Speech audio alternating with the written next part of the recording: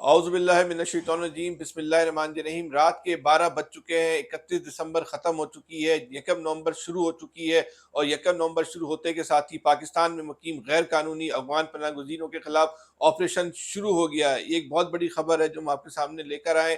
اس سے پہلے جو حکومت نے 1 مہینے کی جو ڈیڈ لائن دی تھی، وہ 30 دن کی کم و بیش جو ڈیڈ لائن میں 1.5 لاکھ سے زائد جو افغانی جو ہے وہ اپنی مرضی سے، رضامندی سے جو ہے وہ پاکستان سے چلے گئے۔ کہا جاتا ہے بتاد اندازے کے مطابق پاکستان میں 14 لاکھ غیر قانونی افغان پناہ گزین ہیں، جس میں اگر ہم کہیں 1.5 لاکھ چلے گئے تو 12.5 لاکھ جو ہے اس وقت جو ہے رہ گئے۔ اب ان کے خلاف جو ہے وہ آپریشن شروع کر دیا گیا ہے، پورے پاکستان میں صف بندی کر لی گئی ہے۔ اس آپریشن میں جو ہے پولیس اور رینجرز اور دیگر قانون نافذ کرنے والے ادارے جو ہے حصہ لیں گے۔ پاک فوج ہم کہہ سکتے ہیں کہ ڈائریکٹلی انڈائریکٹلی اس آپریشن کی جو ہے نگرانی کرے گی، لیکن جو فیلڈ ٹیم ہوگی آپریشن کی، اس کی نگرانی جو ہے ڈپٹی کمشنر جو ہے وہ کریں گے۔ اس حوالے سے پورے پاکستان کے ڈسٹرکٹ، خاص طور پہ جہاں جن اضلاع میں جو ہے غیر قانونی افغان پناہ گزین ہیں، ان کے ڈسٹرکٹ کے ڈپٹی کمشنرز نے جو ہے حکمت عملی تیار کر لی گئی ہے۔ ہولڈنگ کیمپ جو ہے وہ پاکستان میں کے مختلف شہروں میں قائم کر دیے گئے کہ جو افغان بستیاں ہیں وہاں جا کے افغانیوں کو جو ہے پکڑا جائے گا۔ پہلے ان کو جو ہے وہ ان ہولڈنگ کیمپس میں جو ہے لا کے رکھا جائے گا، اس کے بعد جو ہے وہ چمن کے راستے ہم یہ کہہ سکتے ہیں کہ جبری بے دخلی کا عمل جو ہے وہ شروع ہو جائے گا۔ تو وہ بڑے اب اس آپریشن کے اثرات کیا ہوں گے اس پہ ہم بات کرتے ہیں، لیکن جو سب سے اچھی بات ہے اس پورے ہم نے جو اس چیز نوٹ کی جنید بھائی، وہ یہ ہے کہ اب یہ ریاست طے کر لے کہ اس نے اپنی رٹ کو امپوز کرنا ہے۔ جب قوت فیصلہ ہو، جب نیت ہو، تو وہ رٹ جو ہے امپوز ہو جاتی ہے۔ اس ملک میں کہا جاتا تھا کہ ریاست اپنی رٹ کو کھو چکی ہے، لیکن طویل عرصے کے بعد ہم نے دیکھا ہے، بہت بڑے دہرانے کے بعد، کہ اس ملک میں ریاست کی رٹ قائم ہے۔ اور یہ غیر قانونی افغان پناہ گزینوں کا جو معاملہ تھا، اس میں یہ بات ثابت ہوئی کہ جب ریاست نے طے کیا کہ ہم نے اپنی رٹ کو امپوز کرنا ہے اور اس کی نیت صحیح تھی، تو رٹ جو ہے وہ قائم ہوئی ہے، اس کی عملداری قائم ہوئی ہے۔ بھئی ابھی تک سچویشن تو یہ ہے کہ 12 بجے تک تو ریاست کر رہی تھی مسجدوں سے اعلان، اخباروں میں اشتہار، ٹی وی پہ اعلان۔ اب 12 بجے کے بعد ڈنڈا، ریاست کے ہاتھ میں آ گیا ہے مولا بخش۔ ہاں، اب مولا اور بخش بڑا بے ریاست رحمانہ استعمال۔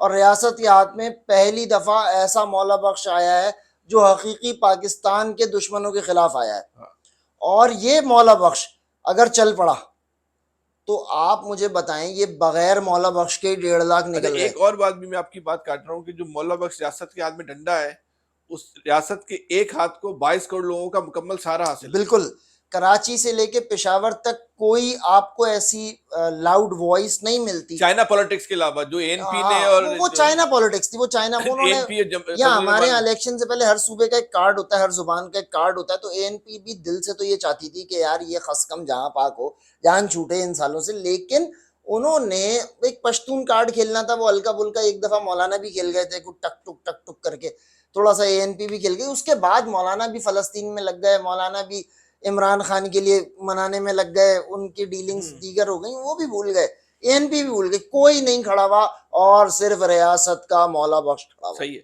اور جتنی بھی پاکستان کی لسانی اکائیاں ہیں، چاہے پشتون ہیں، سندھی ہیں، مہاجر ہیں، پنجابی سب ہیں، بلوچ ہیں، متفق ہیں اس سب بات پہ کہ متفق انہیں نکالو، ہیں۔ سب عاجز ہیں ان سے۔ عاجز ہیں۔ دیکھیں، یہ ابھی تک تو کہا گیا کہ بھائی چلے جاؤ، جو چلے گئے ان کو بڑی عزت اور احترام کے ساتھ ان کو کہا گیا کہ جی ٹھیک ہے، ایک قانون تھا، اس آپ کو کہا آپ رہ رہے تھے۔ اچھا، یہ جو رہ رہے تھے یہ بھی تو ریاست کی مرضی سے رہ رہے تھے نا، ریاست، ہاں ریاست کہہ سکتے ہیں۔ ریاست اصل نے میں بات میں ایک اجازت اور سے رہ بھی رہے ہے تھے۔ کہ جو دیکھیں کاروباری سب ریاست، سے زیادہ جو لوگ خوش ہیں نا، آپ کا کاروباری طبقہ، بالکل ان کا کہنا یہ تھا کہ یہ جو غیر قانونی کاروبار ہے، یہ جو افغانی کر رہے ہیں، وہ جو ٹیکس پیئر ہیں، جو ٹیکس دے کے کاروبار کر رہے ہیں، اس کاروبار کو ہڑپ کر گئے، نگل گئے، پیسوں کی بنیاد پہ یہ اسمگلنگ کر رہے ہیں۔ اور اب تو کوئی شعبہ بچا نہیں تھا نا، کپڑا ہو گیا، کنسٹرکشن ہو گئی، ریئل اسٹیٹ ہو گئی، آپ کی اسمگلنگ ہو گئی، جو جتنا ایون کہ چائنا سے بھی جو مال آ رہا ہے، جو بھی آپ کی چیزیں امپورٹ ہو، سب پہ جو ہے ان کا جو ہے نا کنٹرول ہو گیا تھا۔ آپ کے ہاتھ جو پاکستانی تھا، اس کے ہاتھ سے کاروبار نکل گیا تھا، اور ان کے ہاتھ میں تھا جو نہ ٹیکس دے رہے تھے، جو نہ کوئی پاکستان میں جو ہے وہ آفیشل جو ہے وہ کہنا چاہیے سرمایہ کاری کر رہے تھے، اسمگلنگ ہو رہی تھی، خالی غیر قانونی کام ہو رہا تھا، دھندا ہو رہا تھا۔ اور پھر جتنے بھی غیر قانونی کام تھے، منشیات سے لے کے دیگر جو معاملات تھے، اس میں سب میں جو ہے بالواسطہ بلا واسطہ یہ لوگ ملوث تھے۔ اچھا یہ بہت نیک لوگ تھے، یہ بڑے اچھے لوگ تھے، ہم ان کی یہاں سے جبری بے دخلی کر رہے ہیں۔ دنیا میں چھوڑیں، کراچی سے پشاور تک کوئی نہیں بول رہا، آپ کسی بھی ملک میں اس طرح کوئی بے دخلی ہوتی ہے تو دنیا کی کوئی نہ کوئی ریاست اپنے بارڈر کھولتی ہے، اور وہ کہتی ہے چلو یار تم وہاں سے نکل رہے ہو، تم ادھر آ جاؤ. نہیں وہ تو برطانیہ اپنے صرف 4,000 مقبروں کو بس لے گئے. نہیں وہ تو 4,000 اپنے بندے لے گیا، اس میں سے ان کی کچھ فلائٹس جا بھی چکی ہیں.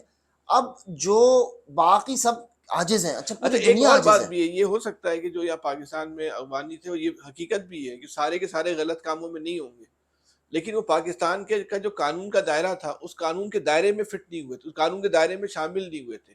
تو جو 3 سطح پہ جو حکمت عملی بنائی گئی، جیسے آپ بتا بھی رہے تھے کہ نمبر 1 پہ جو مکمل طور پہ غیر قانونی ہے، جو کرمنل ایکٹیویٹیز کے کرمنل ساتھ غیر ایکٹیویٹیز میں، اور قانونی. کسی قسم کی ان کی رجسٹریشن نہیں ہے. دوسرے میں دوسرا، جن کا ایلینز کارڈ بنا، ہاں جو یہاں پہ بطور ریفیوجی رجسٹرڈ تھے، ہاں ان کو بھیجا جائے گا.